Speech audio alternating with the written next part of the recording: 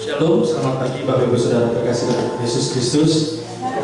Kita bersyukur pada kesempatan pagi hari ini kita bisa bersama-sama hadir di tempat ini. Saya juga menyambut kepada ibu-ibu, yaitu dari Wanita Baptis Indonesia Jawa Barat. Terima kasih atas kehadirannya, terima kasih atas kunjungannya ke gereja kami. Selamat beribadah, Tuhan Yesus memberkati kita semua. Saya juga menyambut kepada Bapak Ibu Saudara yang mengikuti ibadah kami melalui online. Selamat datang, selamat beribadah. Kiranya Tuhan Yesus memberkati kita semua. Sebelum kita mulai ibadah kita, saya undang Bapak Ibu Saudara untuk bangkit berdiri. Kita family time, itu quality time. Bisa tanya ke kanan dan ke kiri kita, ke depan belakang kita.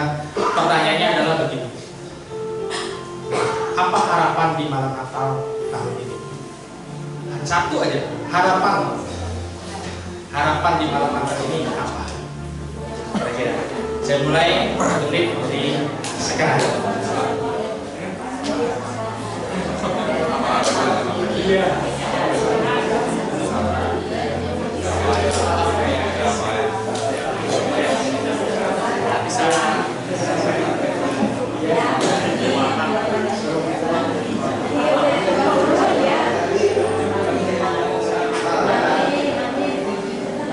Oke.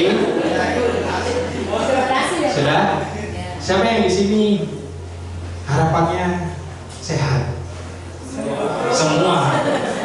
Siapa yang di sini harapannya tahun ini naik gaji? Siapa yang di sini bisa liburan? Ya, silakan dulu Bapak Ibu Saudara. Kiranya harapan kita di tahun ini, di malam Natal nanti, Tuhan akan menjawab sesuai baiknya. Amin. Mari kita satu dulu sejenak, mempersiapkan hati kita, pikiran kita untuk datang kepada Tuhan.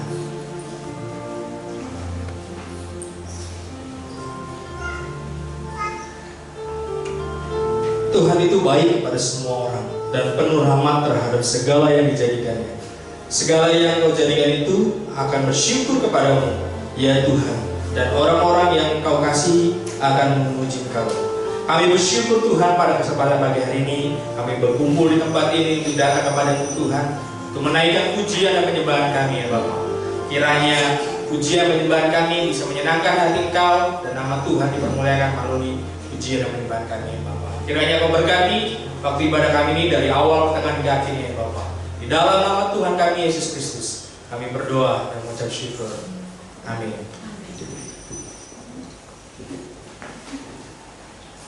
Shalom, selamat pagi Bapak Ibu Saudara yang dikasihi Tuhan.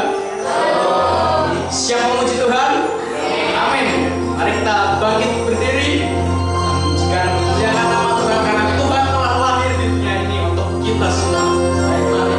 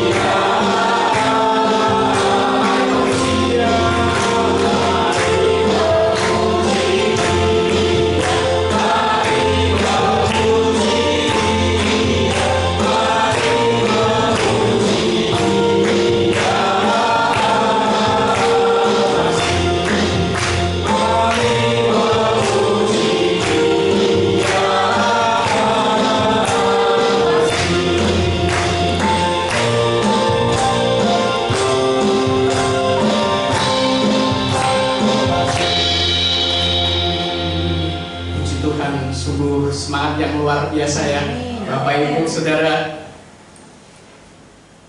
Pada pagi hari ini Tuhan telah lahir, Juru Selamat datang ke dunia. Tetap dalam posisi berdiri, mari kita tunduk kepala.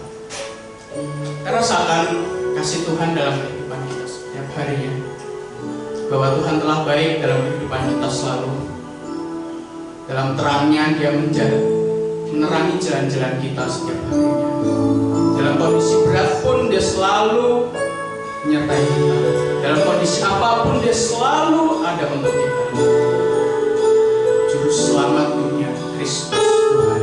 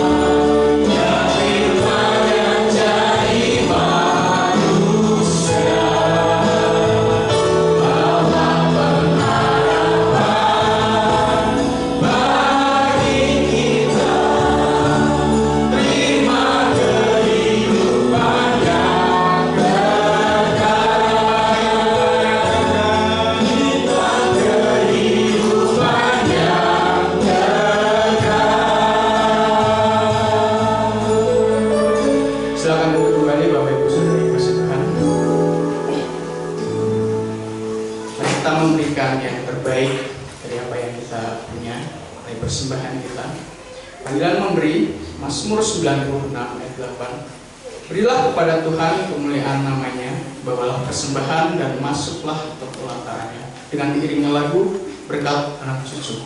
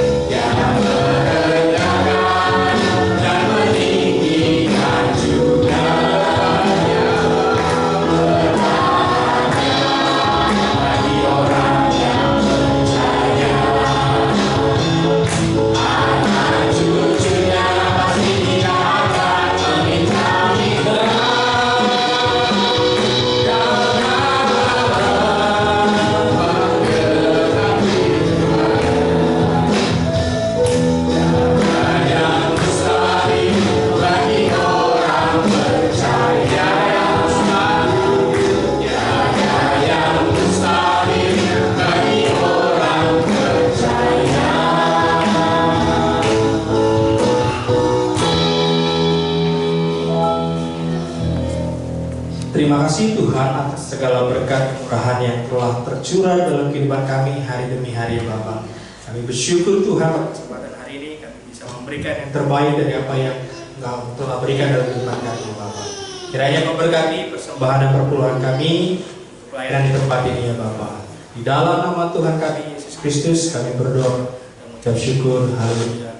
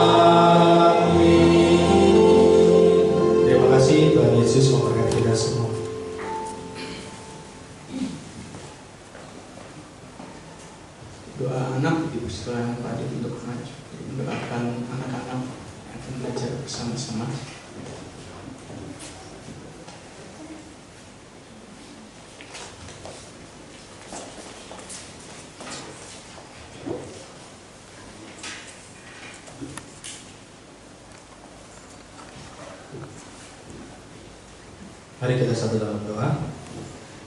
Allah Bapa kami yang di surga, kami bersyukur Tuhan anak kami itu semangat dan setia belajar kepada firman-Mu ya Bapa. Kiranya Engkau berkati mereka dengan memberikan hikmat, kepintaran sehingga bisa memahami kebenaran firman Tuhan, sehingga mereka bisa tumbuh dan percaya bahwa Yesus Kristus sebagai Tuhan dan Juru Selamat mereka ya Bapa. Di dalam nama Tuhan kami Yesus Kristus kami serahkan waktu mereka untuk belajar kebenaran firman Tuhan.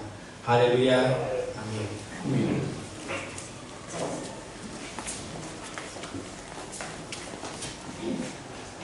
Pembacaan firman Tuhan.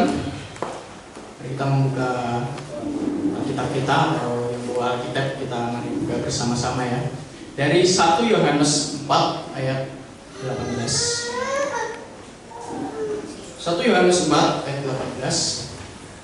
Di dalam kasih tidak ada ketakutan, kasih yang sempurna menghilangkan ketakutan, sebab ketakutan mengandung hukum dan barang siapa takut ia tidak sempurna di dalam kasih. Satu kali lagi, mari kita baca bersama-sama. 1, 2, 3. Di dalam kasih tidak ada ketakutan, kasih yang sempurna menghilangkan ketakutan, sebab ketakutan mengandung hukuman dan barang siapa takut ia tidak sempurna di dalam kasih. Amin. Mendengarkan firman yang disampaikan oleh Pak Pendeta Adit. Mari kita menghormatinya. Firman Tuhan ini selalu kita dengar, kita rasakan dalam kehidupan kita. Kita genapi seperti rusa selalu merindukan sungai. Begitupun kita selalu merindukan firman-firman Allah, perkataan-perkataan Allah, peringatan-peringatan akan Allah dalam kehidupan kita. Seperti rusa merindu sungai.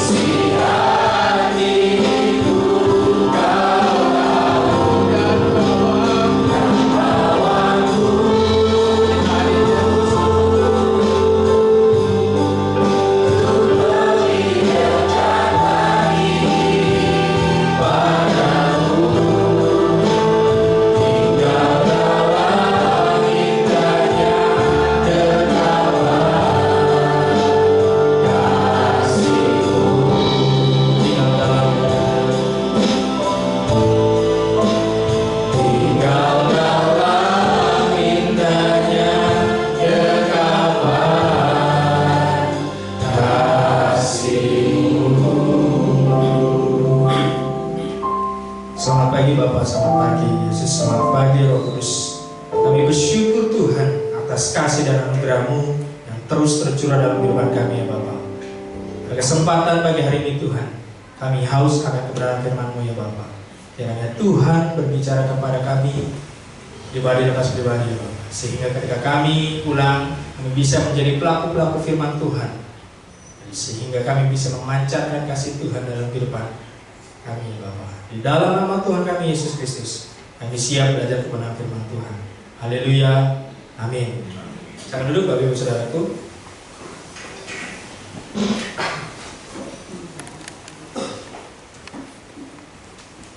Pada kesempatan pagi hari ini kita akan belajar firman Tuhan. Saya memberi judul yaitu Majestic Love, atau kasih yang mulia atau kasih yang agung. Tadi kita sudah membaca firman Tuhan yang terambil dari 1 Yohanes 4 ayat 18. Saya membacakan sekali lagi untuk kita semua. Di dalam kasih tidak ada ketakutan. Kasih yang sempurna melenyapkan ketakutan. Sebab ketakutan mengandung hukuman. Dan barang siapa takut, ia tidak sempurna di dalam kasih. Tapi Ibu Saudara, ketika saya mempelajari ini, kenapa dikatakan bahwa kasih, di dalam kasih tidak ada ketakutan? Bahkan dikatakan lagi, kasih yang sempurna melenyapkan ketakutan. Saya berpikir, kasih yang sempurna itu seperti apa sih? Menurut Bapak Ibu Saudara, kasih yang sempurna itu seperti apa? Marah-marah? Ikhlas. Apalagi di rumah? Tidak terbatas. Minggu lalu kita bahas kasih kita itu masih pendek. Kalau ibu-ibu bilang kalau marah-marah ada hitungannya, yaitu 1 sampai 3. 1, 2, 3. Kalau enggak dengar, nah, kasih kita itu masih bisa diukur, masih pendek. Tapi ketika saya mempelajari, bahkan dikatakan sebab ketakutan mengandung hukuman dan barang siapa takut, ia tidak sempurna di dalam kasih. Pada kesempatan pagi hari ini kita belajar dari Perjanjian Lama mengenai tentang kasih itu sendiri. Yaitu kita boleh kita buka di Yesaya pasal 9 ayat 1 sampai ayat ke-6. Kita baca silih berganti, saya ayat pertama, Bapak Ibu Saudara ayat kedua. Kita baca silih berganti sampai ayat 6. Ayat pertama, bangsa yang berjalan di dalam kegelapan telah melihat terang yang besar. Mereka yang diam di negeri kekelaman, atasnya terang telah bersinar. Bapak Ibu Saudara,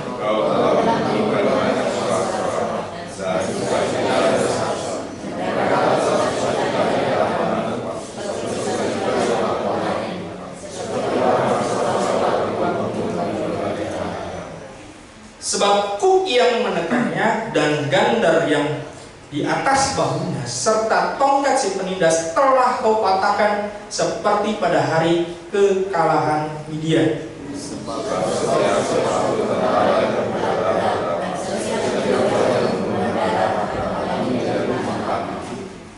Sebab seorang anak telah lahir untuk kita, seorang putra yang telah diberikan untuk kita, lambang pemerintahan ada di atas bahunya, dan namanya disebutkan orang Penasehat Ajaib, Allah yang perkasa, Bapa yang kekal, Raja Damai.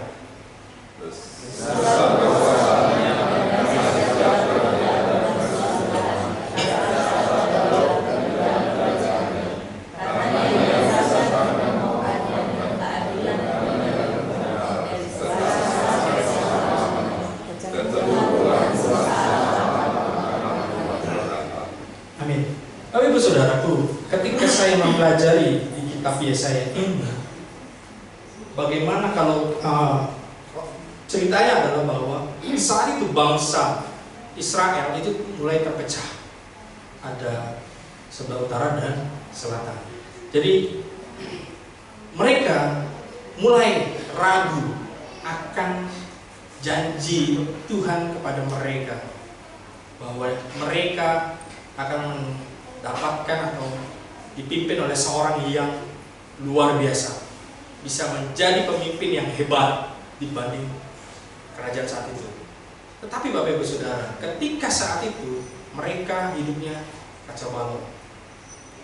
Dan ketika ini, makanya Tuhan melewat Nabi Yesaya memperingati atau mengingatkan kepada semua bangsa Israel saat itu, bahwa di ayat 5 dikatakan, sebab seorang anak telah lahir untuk kita, seorang putra telah diberikan untuk kita, lambang pemerintahan ada di atas bahunya, dan namanya disebut orang Penasehat Ajaib, Allah yang perkasa, Bapa yang kekal, dan Raja Damai. Dari kisah ini kita akan belajar dua hal, yaitu pertama Bapak Ibu Saudara, bahwa kasih yaitu memberi terang dan mengubah hidup. Dikatakan di ayat 1-3 dikatakan, bangsa yang berjalan di dalam kegelapan. Bapak Ibu Saudara, bangsa Israel saat itu mengalami kekalahan dan akhirnya terpecah belah. Mereka menghadapi yaitu musim kegelapan. Dia tidak bisa melihat ada titik terang bagi mereka, yaitu keluar dari penjajahan segala macam. Tetapi katakan bahwa telah melihat terang yang besar. Mereka yang diam di negeri kekelaman. Ingat kata-kata di atasnya itu, atasnya terang telah bersinar.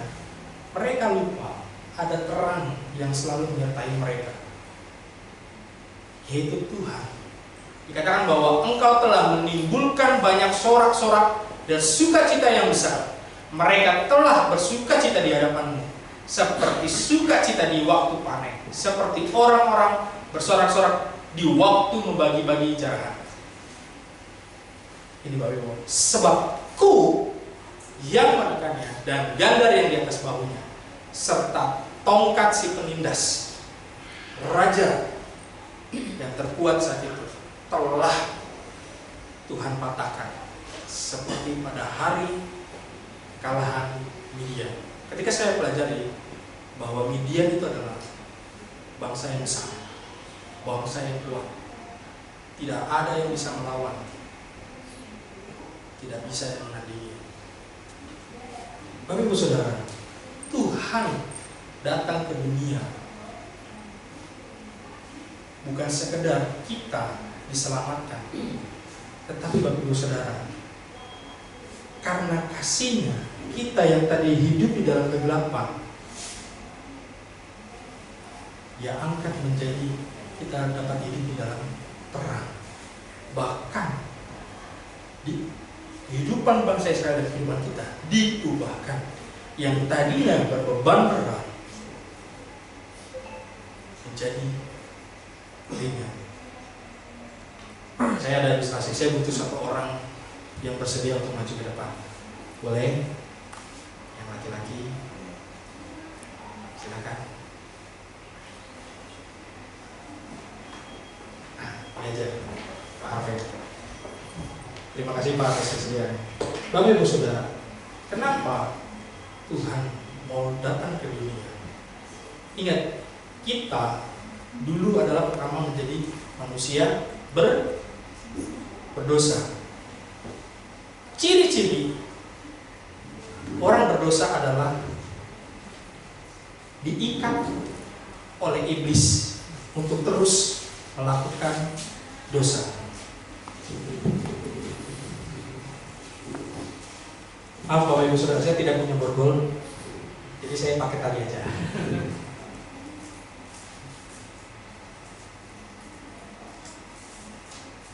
Bapak Ibu Saudara, pertama, ketika kita berdosa, Dia ikat tangan kita sehingga tidak bisa melakukan. Dan bahkan ketika sering kita melakukan dosa, iblis membawa dia ke jalan yang jelek, melakukan dosa, pencurian, mabuk-mabukan, ke klub dan sebagainya, sampai akhirnya semua tubuhnya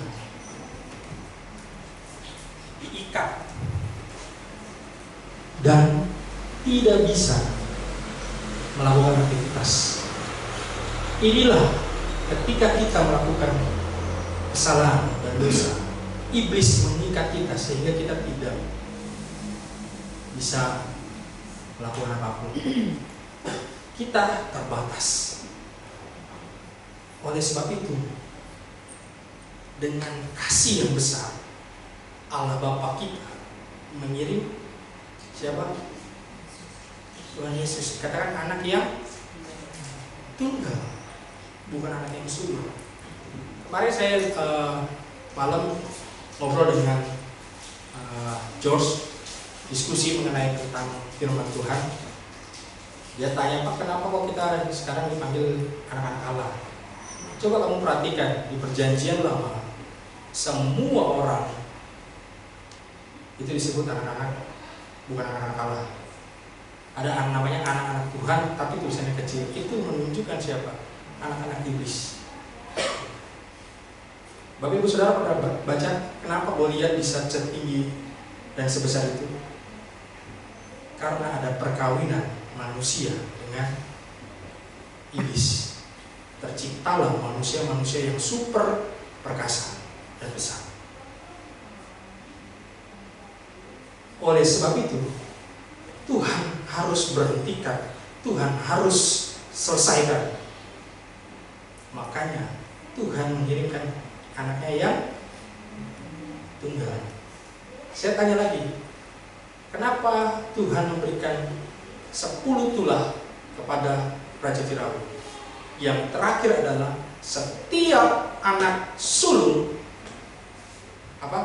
mati. Karena pemahaman dan konsep orang Yahudi adalah anak sulung itu anak yang diberkati. Sedangkan Tuhan mau mematahkan itu dengan datangnya Yesus Kristus sebagai anak tunggal yang menyelamatkan kita semua. Dia lepaskan satu persatu ikatan-ikatan.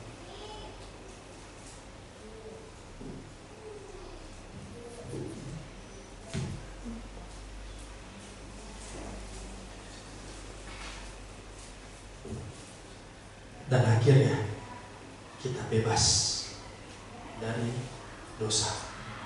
Yang tadinya kita hidup di dalam kegelapan, Tuhan lepaskan. Dan akhirnya Tuhan bawa menjadi kehidupan yang terang. Yang tadinya gelap menjadi terang. Yang tadinya hidupnya tidak punya harapan, sekarang menjadi punya harapan. Tuhan bukan merubah kita menjadi terang, tapi Dia juga mengubah hidup kita. Bukan 360 derajat kehidupan kita berubah, tapi 108. Yang tadinya kita hidup di dalam dosa, sekarang kita tidak hidup di dalam dosa. Karena Tuhan sudah datang ke dunia menebus saya, Bapak Ibu Saudara, dan Pak. Silakan Bapak. Terima kasih. Boleh tepuk tangannya. Jadi Bapak Ibu Saudara, firman Tuhan ini sangat-sangat keras untuk bangsa Israel dan kita semua. Natal bukan bicara masalah tentang hadiah pohon terang, tetapi mengingatkan kita, merefleksikan bahwa Tuhan begitu sangat-sangat mulia yang mau turun ke dunia untuk menghampiri saya dan Bapak Ibu Saudara, mengangkat kita, mengubah kita, status kita diubah dari anak-anak iblis, anak-anak ikatan setan, dan semua belum dia lepaskan dan dia patahkan. Dan akhirnya kita mendapatkan status yang baru, yaitu anak-anak Allah. Itu sungguh-sungguh mulia dan sungguh-sungguh berharga. Hal yang kedua, Bapak Ibu Saudaraku, bahwa kasih Tuhan itu membawa damai. Dikatakan bahwa sebab seorang anak telah lahir untuk kita, seorang putra telah diberikan untuk kita, lambang pemerintahan ada di atas bahunya, dan namanya disebut orang itu siapa? Penesehat ajaib, Allah yang perkasa, Bapa yang kekal, Raja damai. Tapi betul, kenapa dikatakan penasehat ajaib? Pernah berpikir? Bapak Ibu Saudara, ketika saya mempelajarinya, saat itu konteksnya kerajaan perlu namanya penasehat. Dan tidak ada saat itu penasehat yang sungguh-sungguh luar biasa, memberikan nasihat, memberikan suatu masukan untuk raja yang baik. Oleh sebab itu, bangsa Israel perlu seorang yang mempunyai hikmat yang sungguh ajaib. Makanya diberikan penasehat ajaib, Allah yang perkasa. Saat itu banyak dewa-dewa yang mereka sembah. Tapi setiap mereka perang, setiap mereka melakukan, dewanya kalah. Mereka berpikir, saya butuh Tuhan yang sungguh-sungguh perkasa, tidak ada tandingannya. Akan dikatakan Bapa yang kekal. Dan ini Bapak Ibu Saudara, kata-kata yang terakhir, Raja damai. Kalau Bapak Ibu Saudara baca Perjanjian Lama, semua isinya adalah perang. Tidak ada saat itu raja yang memberikan kedamaian untuk dunia. Tidak ada. Semua perang, semua ingin berkuasa. Akhirnya mereka sampai satu titik butuh raja yang memberikan kedamaian. Oleh sebab itu, Tuhan kita mengirimkan Yesus Kristus, itu anak yang tunggal, menjadi Raja damai bagi seluruh dunia. Bahkan dikatakan di ayat 6, besar kekuasaannya dan damai sejahtera tidak akan berkesudahan. Bayangkan, damai sejahtera yang Tuhan bawa tidak pernah habis, tidak ada masanya. Bahkan dikatakan di atas tahta Daud. Daud dipercaya adalah raja yang paling tinggi dan lebih disanjung. Tapi dikatakan apa? Tidak ada yang menandingi, walaupun Raja Daud. Dan di dalam kerajaan tidak ada sama sekali. Oleh sebab itu, karena ia mendasarkan dan mengkokohkannya dengan keadilan dan kebenaran. Dikatakan dari sekarang, itu masa di dalam Perjanjian Lama sampai selama-lamanya, sampai Tuhan datang kembali ke dunia menjemput kita semua untuk masuk ke surga. Apa? Kan Natal bicaranya tentang happy-happy, kok sekarang serem-serem? Tapi Ibu Saudara, kita jangan terfokus dengan acara atau ornamen-ornamen Natal, tetapi kita jangan sampai lupa esensi dari Natal itu adalah memperingati kelahiran Yesus yang turun ke dunia untuk menebus saya dan Bapak Ibu Saudara. Itulah yang pentingnya kita harus ingat. Oleh sebab itu, kita yang sudah menerima terang dan mengalami perubahan dalam kehidupan kita,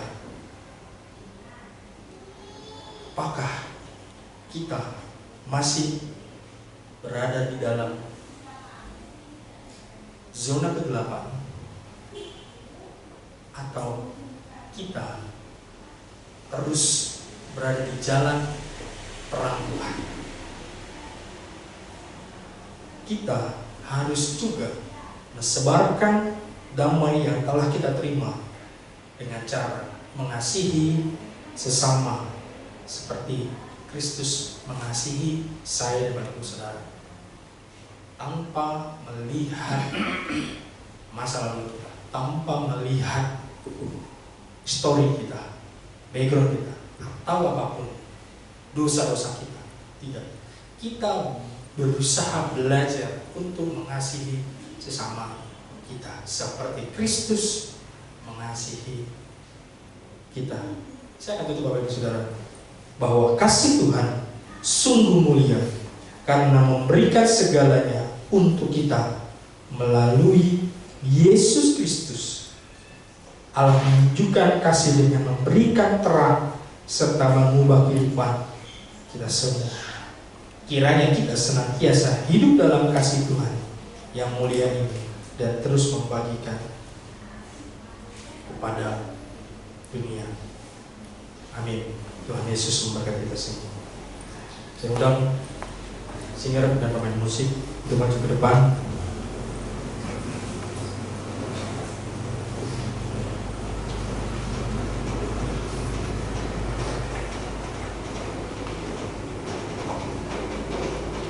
Kita merenungkan firman Tuhan.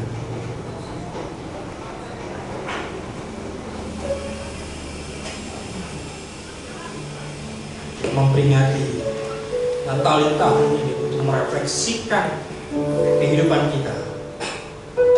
Apakah selama di tahun 2024 kita masih jauh dari apa yang Tuhan inginkan dalam kehidupan kita?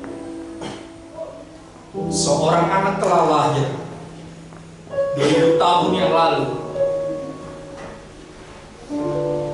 di kandang yang sederhana, kandang domba.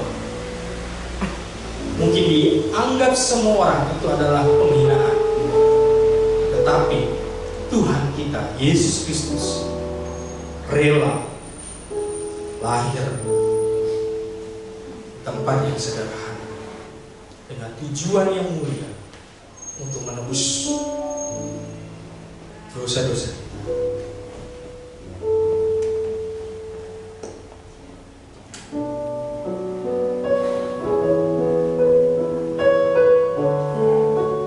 Kita dengan pujian seorang anak telah lahir untuk kita.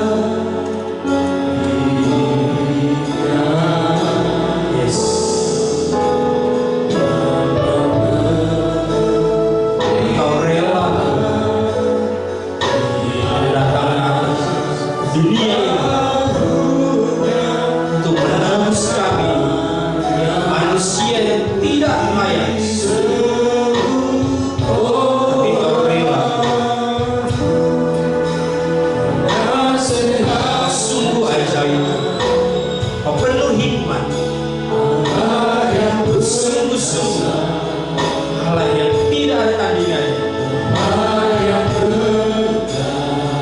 Yes. Dan Kau membawa damai untuk bangsa-bangsa bahkan dunia.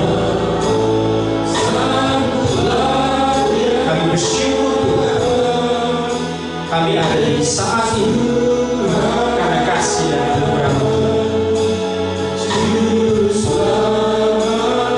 Saya udah bagi saudara untuk bagi diri. Kita dengar pujian sekali lagi. Seorang anak lamanya.